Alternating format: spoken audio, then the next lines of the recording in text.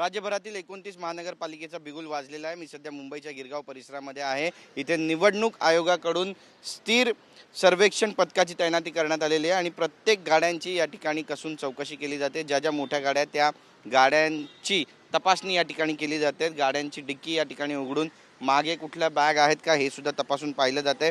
उमेदवारी अर्ज सादर केल्यानंतर स्थिर सर्वेक्षण पथक सध्या मुंबईमध्ये ॲक्शन मोडवर आहे। आपण पाहतोय की प्रत्येक गाडीची नोंद घेतली जाते, ड्रायव्हरचं नाव लिहून घेतलं जाते आणि त्यासोबतच त्याच्या गाडीमध्ये नेमकं काय काय याचं चित्रीकरण सुद्धा या ठिकाणी केलं जातं आहे। मुंबईतील गिरगाव चौपाटी परिसरात सध्या पोलिसांची प्रत्येक वाहनावर करडी नजर आहे। मोठ्या वाहनांची तपासणी सुरू झाली आहे। निवडणुकीत मोठ्या पैशांची सोन्यांची देवाणघेवाण करण्यास प्रतिबंध आहे आणि याचीच नोंद पोलिसांकडून आणि स्थिर सर्वेक्षण पथकाकडून घेतली जाते। आक्षेपार्ह वस्तू आढळल्यास संबंधितांना जाब विचारला जातोय आणि उत्तरं न मिळाल्यास कठोर कारवाई सुद्धा केली जाते। प्रत्येक 2 किलोमीटर लांब अंतरावर हे पथक सज्ज करण्यात आले आणि सर्वत्र कडेकोट बंदोबस्त सध्या मुंबईमध्ये पाहायला मिळतोय।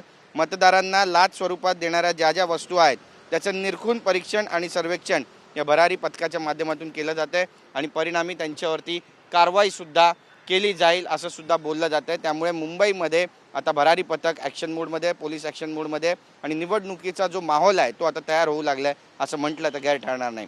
कॅमेरा पर्सन योगेश गुरवसह गिरीश गायकवाड, TV9 मराठी, मुंबई।